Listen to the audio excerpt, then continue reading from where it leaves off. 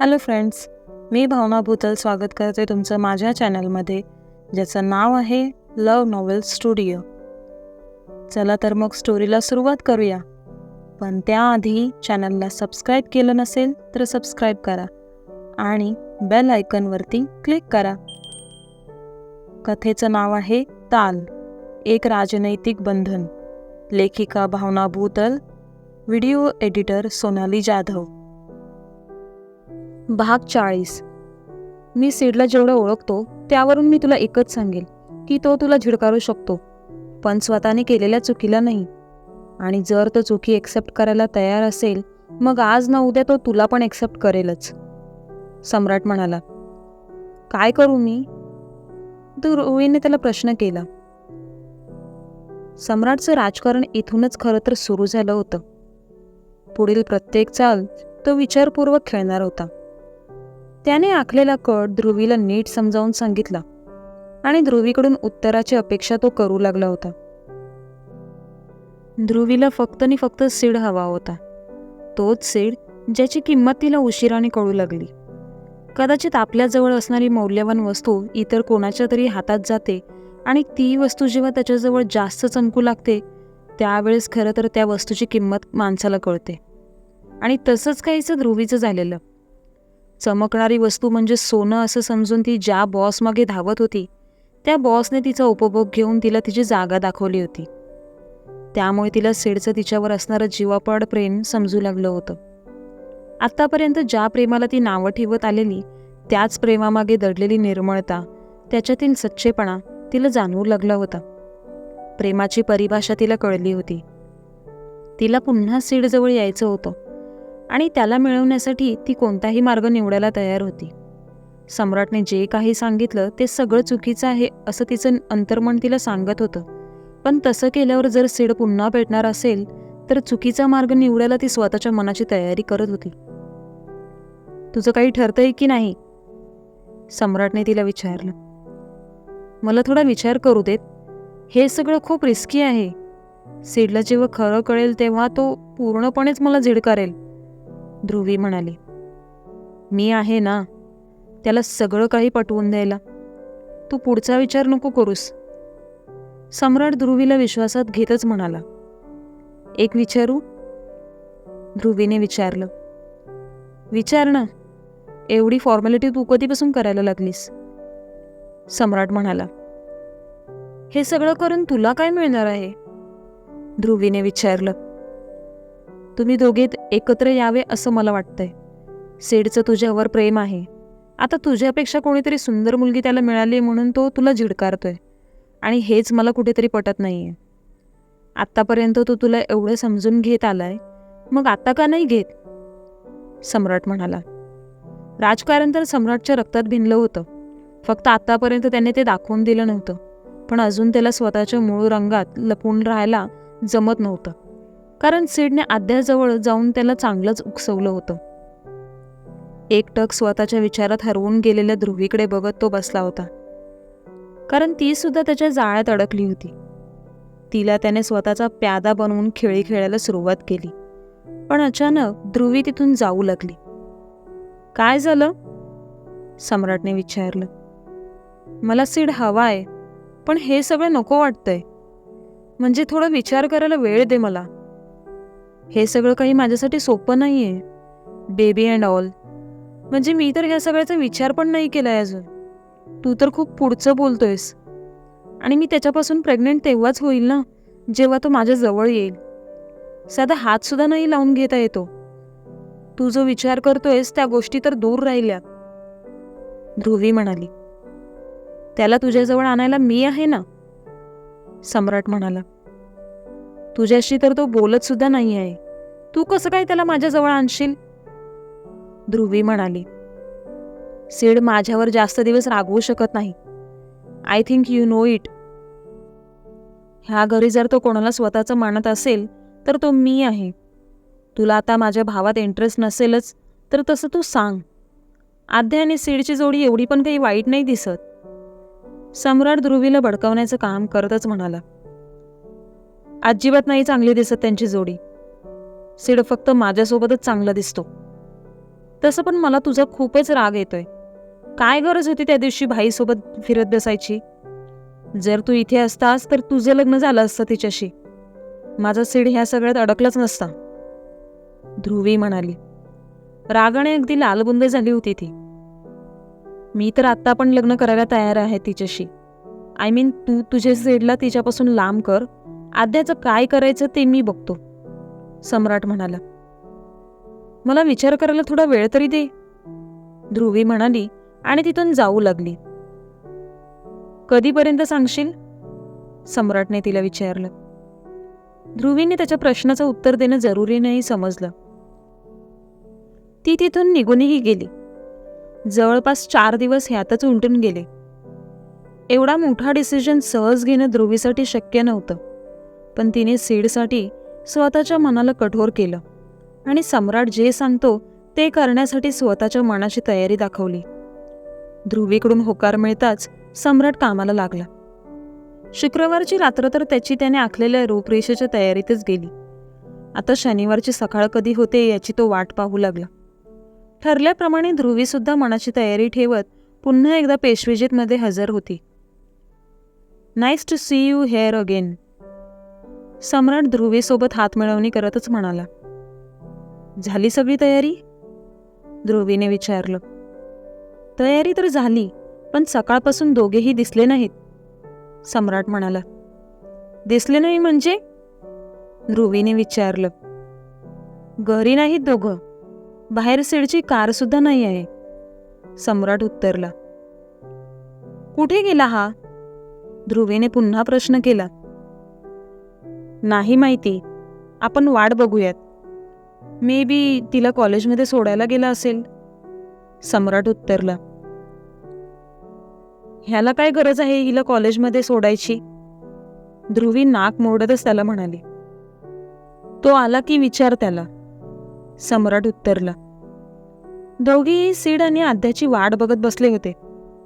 रात्र उलटून गेली, पण दोघांचाही अतापता नव्हता. सीड आणि आद्या सीडच्या ऑफिसमधील मित्रमंडळीसोबत सापुतारला गेले होते. निसर्गात चांगलाच गारवा होता. वातावरण आणखीन रोमॅन्टिक करण्यासाठी शेकोटी पेटवून त्याच्या भोवताली सगळे जोडपी घोळका करून बसले होते. आद्या आणि सीड दोघात जमेल एवढं अंतर ठेवून बसले होते. सीडच्या समोरच बसलेला राजीव सीडला इशाऱ्यानेच आद्याच्या जवळ बस म्हणून चिडवत होता. सीडने डोळे मोठे करत आद्याकडे पाहिले. आद्या टाळ्या वाजवत गाण्यांच्या भेंड्या खेळण्यात रमली होती. सीडने राजीवला नाही म्हणून सांगितले. राजीव समोरूनच त्याला राग दाखवू लागला. सगळ्यांच्या नकळत हाताची मूठ धरत तो सीडला राग दाखवू लागला. सीडने हात जोडत केविलवाना चेहरा केला आणि त्याला नाही म्हणून म्हटले. राजीव स्वतःच्या बायकोला काहीतरी सांगून तिच्या बाजूचा उठला. पळतच तो तिथून कुठेतरी जाऊ लागला. सीड त्याला तिथून जाताना फक्त बघतच राहिला. सिद्धराज, आद्याने सीडच्या हातावर हात ठेवत त्याला लागलेली तंद्री दूर केली. काय झालं? सीडने विचारलं. आपल्यावर य आलंय, स्टार्ट करा ना तुम्ही, आद्या म्हणाली. तुला नाही सुचत का काही? सीडने विचारलं. आद्याने नाही म्हणून मान डोलवली.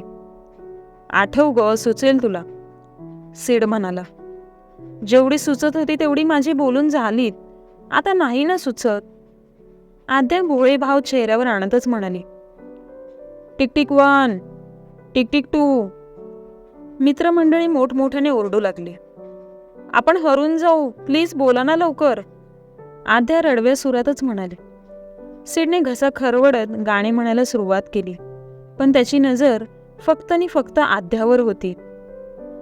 ये हसी वादियाँ ये खुला आसमां आ गए हम कहाँ ए मेरे साजना, इन बहारों में दिल की कली खिल गई, मुझको तुम जो मिले तो हर खुशी मिल गई, तेरे होठों पे है हुस्न की बिजलियाँ, तेरे गालों पे है जुल्फ की बदलियाँ, तेरे दामन की खुशबू से महके चमन, संगे मरमर के जैसा है तेरा बदन, मेरी जाने जा मैं तेरी चांदनी, छेड़ लो तुम आज कोई प्यार की रागिनी.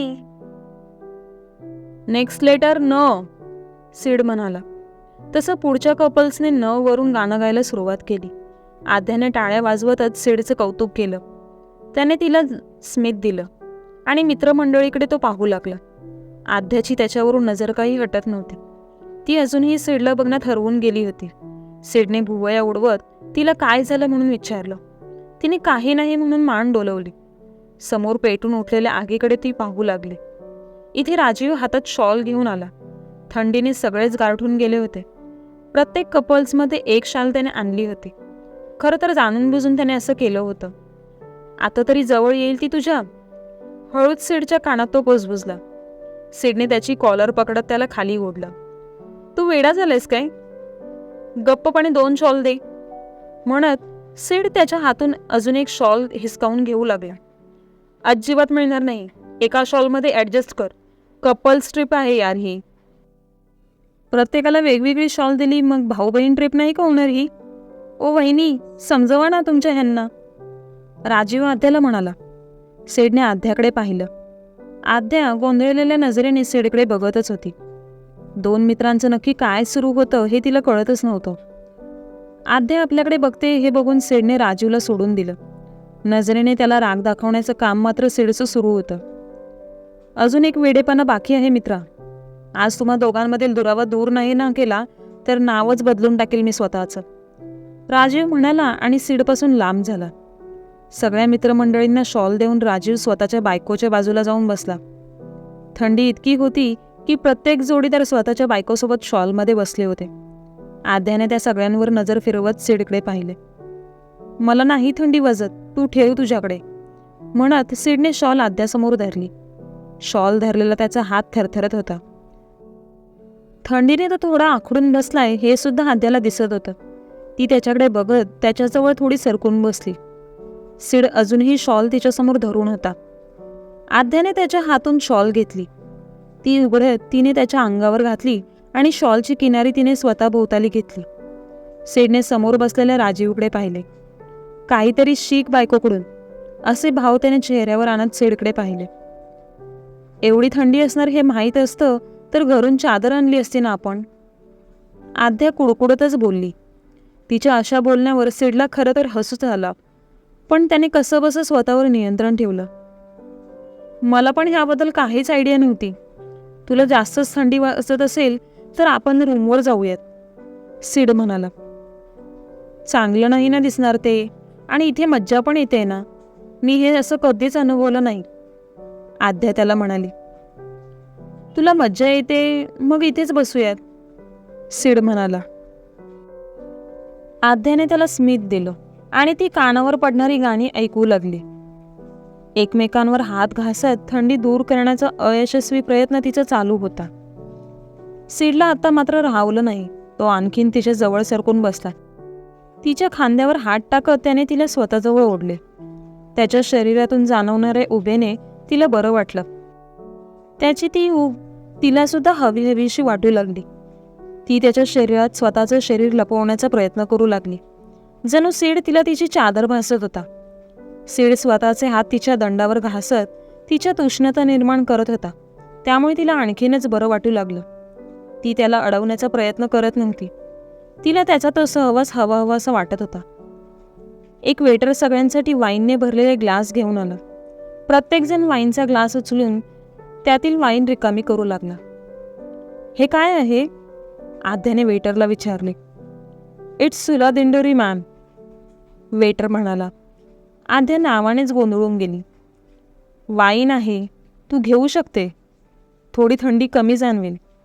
सिडने ट्रेमधून एक ग्लास काढत आद्यासमोर धरला. आद्याने नाही म्हणून मान डोलवली. ट्राय तर कर, सिड म्हणाला. तसा आद्याने त्याच्या हातून ग्लास घेतला.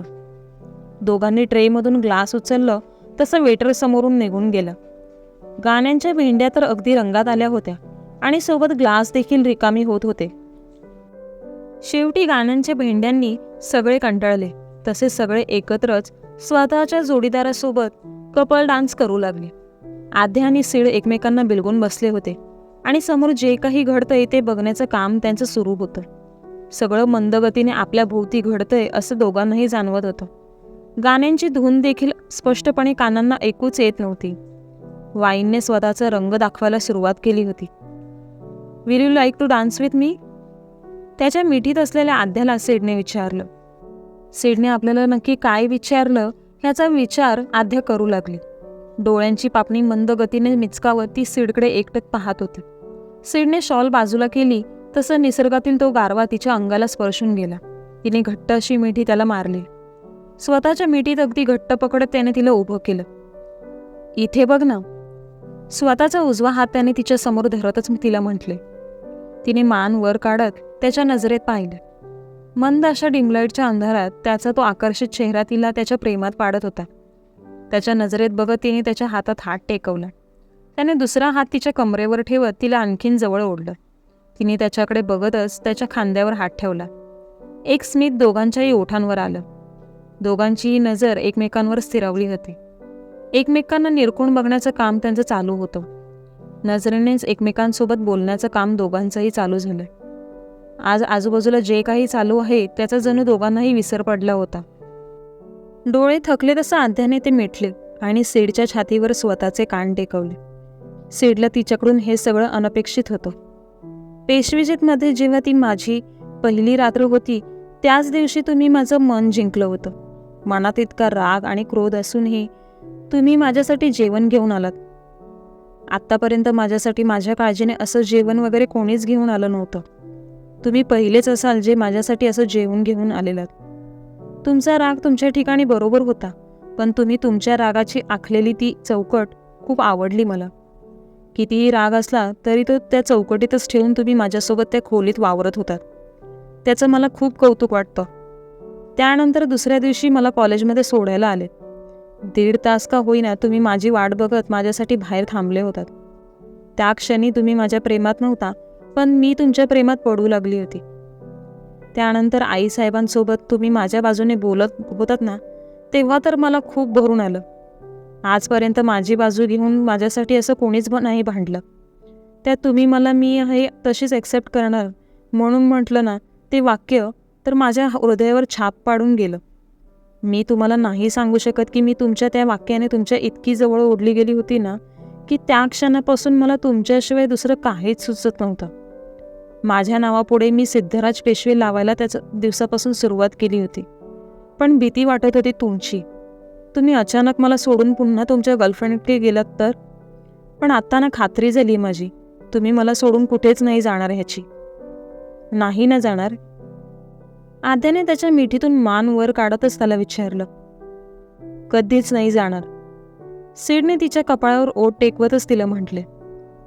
तुम्ही खूप म्हणजे खूपच छान आहात. जसं भाईंनी मला तुमच्याबद्दल सांगितलं ना, अगदी तसेच. आणि तुम्ही मला आहे तसेच खूप आवडतात. आय लव्ह यू, आद्या म्हणाली. आता सिद्धराजच्या पापण्यांची मंद अशी हालचाल होऊ लागली. आईंची नशा दोघांनाही तशी चढली होती, पण सगळ्यात जास्त आद्यावर त्याचा परिणाम झाला होता. मनातील सर्व काही अगदी निर्धास्तपणे सिडसमोर बोलून ती व्यक्त होत होती. I love you too. ओठ अगदी तिच्या ओठांजवळ आणतच सिड म्हणाला. तो इतका जवळ आला हे बघून आद्याने डोळे मिटून घेतले. अचानकपणे कानांवर पडणारा गाण्यांचा आवाज थांबला तसं सिड थांबला. आजूबाजूला नजर फिरवली तर सगळी मित्रमंडळी दोघांना तिथेच ठेवून तिथून निघून गेली होती. सिडला त्याच्या मित्राच्या वेडेपणावर हसू आलं. एकट्याच गालातल्या गालात तो हसू लागला. इथे आद्या मात्र अजूनही डोळे बंद करून होती. तिच्या ओठांची मंद अशी हालचाल होत होती. सिड ओठांवर ओठ टेकवेल म्हणून थोडी घाबरली होती. तिला काही कळण्याआधी सिडने तिला उचलून घेतलं. त्याचं शर्ट तिने घट्ट पकडलं. आपण पडू की काय अशी भीती तिला वाटली. त्याच्याकडे बघत तिने त्याच्या छातीवर डोकं टेकलं. ती अशी जवळ आहे म्हटलं तर त्याच्या हृदयाचे ठोके देखील वाढले होते. त्यांनी पकडलेला ताल तिला ऐकायला खूप आवडत होतं. ते ठोके नकळतच तिच्या ओठांवर स्मित उमटवून जात होते. कान अगदी घट्टपणे त्याच्या छातीवर लावून ती बसली. सिड तिचं जे काही चालू होतं ते बघत होता. तिची छातीवर वळवळणारी बोटं त्याला उत्तेजित करू लागली होती. स्वतःच्या मनावर आवर घालण्याचा प्रयत्न तो करत होता. तिच्या त्या सौंदर्याकडे बघत तो तिला घेऊन रूमवर येऊ लागला. दरवाजा उघडण्यासाठी लागणारं कार्ड त्याच्या खिशात होतं. स्वीट हार्ट, कार्ड काढशील? तिला हलकेच वर उचलत ओठ अगदी तिच्या कानाजवळ नेतच त्याने विचारलं. तिने कान त्याच्या खांद्यावर घट्ट दाबून धरले. अंगावर उमटलेले शहारे नाहीसे होईपर्यंत ती तशीच त्याला बिलगून होती. असं बाहेरच उभं राहायचं का रात्रभर? सिडने तिला विचारलं. तुम्ही मला खाली उतरवा ना, आध्या मधाळ आवाजातच त्याला म्हणाली. नाही ना उतरावं असं वाटत. तिच्या गालावरून ओठ फिरवत तो तिला म्हणाला. ती लाजली आणि स्वतःचं तोंड त्याच्या कुशीत लपवण्याचा प्रयत्न करू लागली. काढ ना काढ, थंडी वाजते ग, तो पुन्हा तिला म्हणाला. शर्टाच्या वरच्या कप्प्यात त्याने कार्ड ठेवलं होतं. कार्ड काढताना आध्याची त्याच्या छातीजवळ वळवणारी बोटं सीडच्या हृदयाचे ठोके आणखीनच वाढवून गेली. मनाला कितीही आवर घातला तरी आध्यापासून तो स्वतःला लांब ठेवू शकत नव्हता. आध्याने कार्ड की होलवर ठेवलं तसा दरवाजा उघडला. सीड आध्याला घेऊन खोलीत शिरला. खोलीत शिरताच त्याने तिला बेडवर ठेवले. त्याची ती नजर आध्याला वेगळीच भासली. बेडची चादर तिने घट्टपणे हातात पकडली, मुठी अक्षरशः आवळून धरल्या. काय झालं? प्रेमाने तिच्या गालावरून हात फिरवत त्याने तिला विचारलं. आध्याने घाबरतच नाही म्हणून मान डोलवली. बलात्कार झालेल्या दिवशी ज्या वेदना तिला झाल्या होत्या त्या अचानकपणे तिच्या नजरेसमोर आल्या. घाबरतच ती बेडवरून उतरू लागली. तसंच सीडने तिचा हात पकडला आणि तिला अडवलं. क्रमशः काय होईल पुढे कळेलच पुढील भागात. एकदम करेक्ट टायमिंगला येऊन पाठ थांबवला ना, म्हणून खूप सारे अपशब्द तुम्हाला सुचत असतील. आय नो, बट माझ्या लिखाणाची ती पद्धतच आहे. हा भाग कसा वाटला हे कमेंट सेक्शनमध्ये नक्की कळवा. धन्यवाद.